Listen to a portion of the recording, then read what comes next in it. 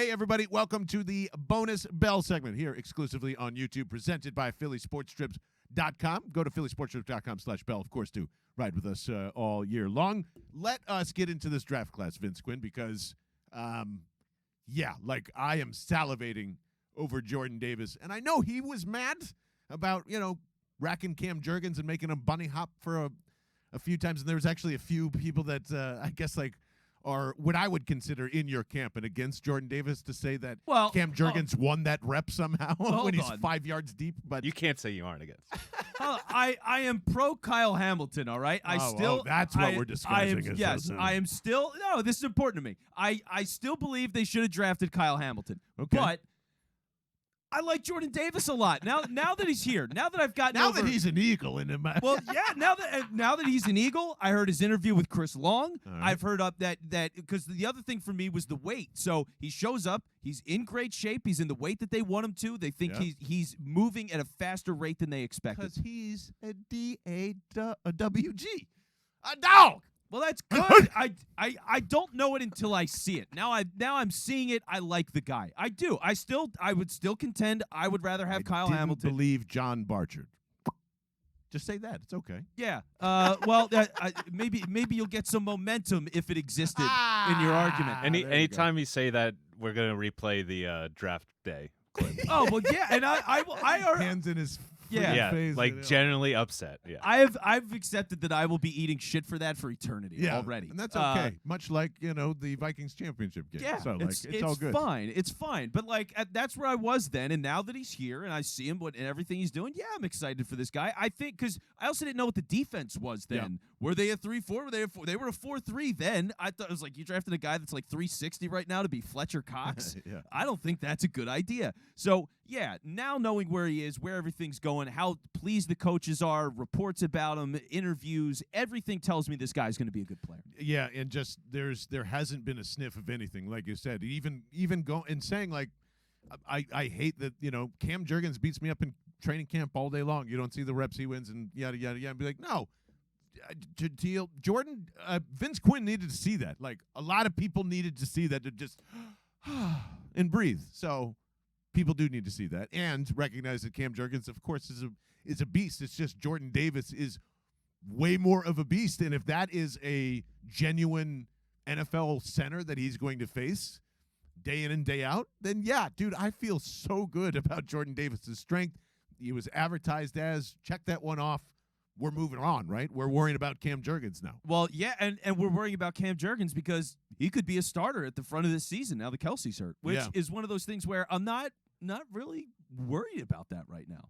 I don't think it'll be in that situation. So it seemed pretty, from what I read, and please clarify if any of us are wrong on this, but just some routine clear-out elbow surgery, right? Yeah, so the timeline for it is 4 to 6 weeks. So it could be he's ready for week 1 or he misses week 1 and they get him back.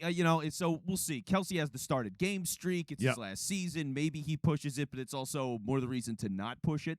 So we'll see. But the fact is, if you're starting Cam Jurgens right now, second-round pick that all these people question of whether or not they should have even gotten him in the first place, now that he's here – and he's going to get all these snaps. He wasn't cross-training, as far as I know. It sounded like he was just playing center, so they were getting him ready anyway. And now he's going to step in this spot.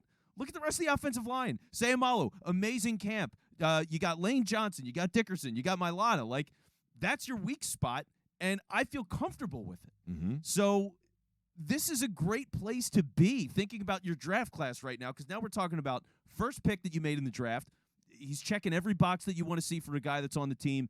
And now your second guy is checking all those boxes right now. I haven't heard a bad report about Cam Jurgens yet. And here's what I'll say, too. That one viral video made me rethink my Tyler Linderbaum love. Because I'm going, if that's Tyler Linderbaum going up against Cam Jurgens, his ass is on the ground. And everybody's laughing and concerned. At least, Cam has the strength to be like, this is bad, but I'm not going to let him touch you. Now I understand why Stout and everybody were kind of in love with a guy like that because, unless you are a specific offense that's going to be on the move a lot, Cam is exactly the next guy you need. And I want to point this out yet again. We thought that they were going to replace Jason Kelsey with Isaac Seumalo. Nope.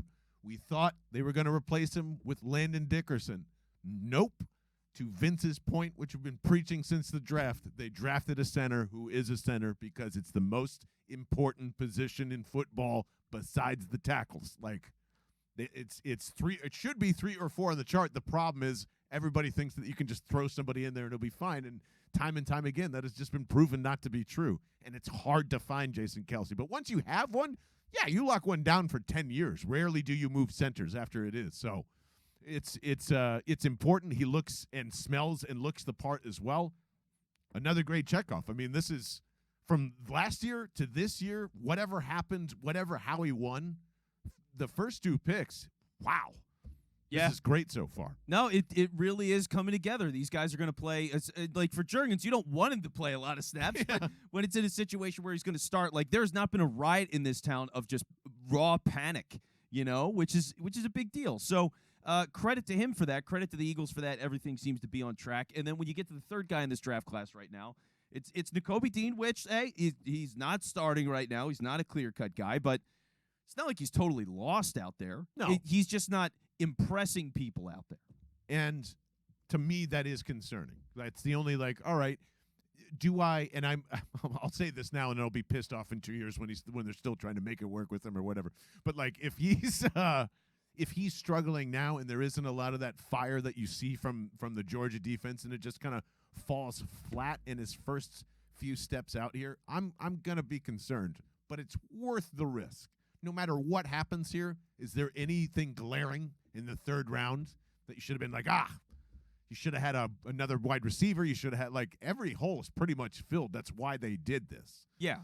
Safety, if you wanted a third-round safety, Vince Quinn, maybe, but, The FOMO of not having Nico Dean when he went to the third round would be through the roof. Oh, yes. So, but I don't know if it would, let's just take ourselves out of it for a second. If we were reading these same training camp reports and he was with the Bengals, how would we feel? Well, it's how you feel now, but it's also what do you think the player's going to be, which is what goes into all this stuff, right? It is just training camp. They haven't played a single game yet of any circumstance. You got to see how these guys grow and what they can do in their first year before you start really picking and choosing. Just the idea that he's out there, I think people would have been pretty upset about that because it's always, what would he do here?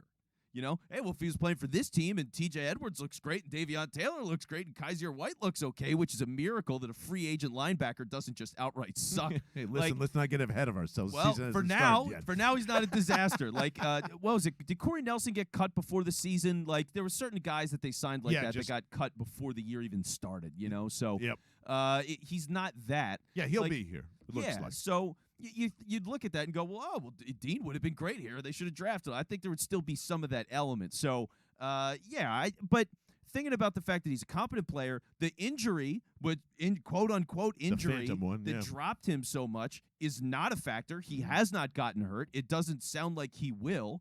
Then it's good. You're in a really good, comfortable situation there. Yeah. Let him grow. Yeah, I think so, too. And if it takes him a year, great. He's probably just not as talented as we thought we were, and then we all got highlight FOMO, and that happens all the time. So, happened with you and Carson Strong, speaking of which. And, by the way, let's just get him out of the way. Done. He's not going to make this team. He's not making the team, no. Practice squad for sure. At best, right now. Yeah, I don't think anybody else wants to pick him up with $600,000 or whatever they guaranteed him right out of the spot. They guaranteed him a lot of money early, yeah. So they're going to definitely, I would figure, try for practice squad because just the talent is enormous, but it does not sound like he's making the team. As long as he doesn't get anybody killed, I'd really like to see him for an entire quarter on Thursday or Friday night. That'd be nice. Who else is in the mix? Grant Calcaterra is going to be injured, but for the last couple of weeks here. And then I thought he had a really solid camp just by the reports.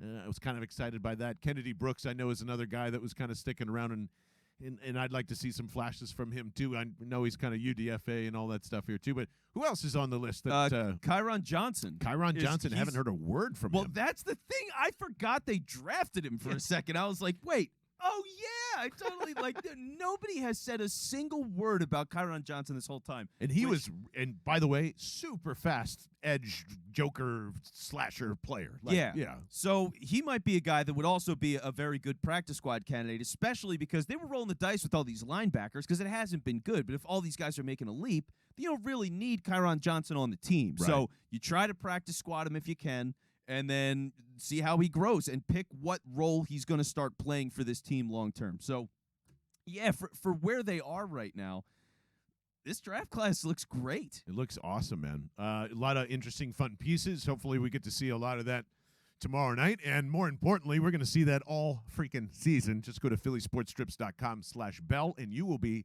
seated where we are seated wherever you want to go. Maybe that's Houston. Maybe that's Dallas. You want to hang out with us in Phoenix, and a whole bunch of people, including Seth Joyner, 97.5 The Fanatic, an infinite amount of stuff going on there. You want to join the thousands of Eagles fans that are traveling down to Lincoln Financial Field. I wish. That happens every Sunday. Yeah.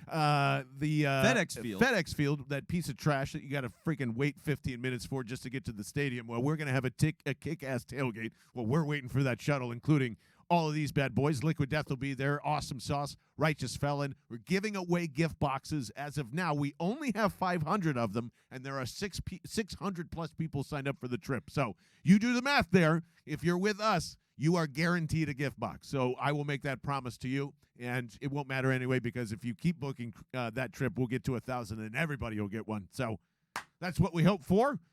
Thank you so much for joining in on a little bonus birds, and be sure to subscribe down below for $500 and to the podcast, because your ears need a little bacon in them, don't they? See ya.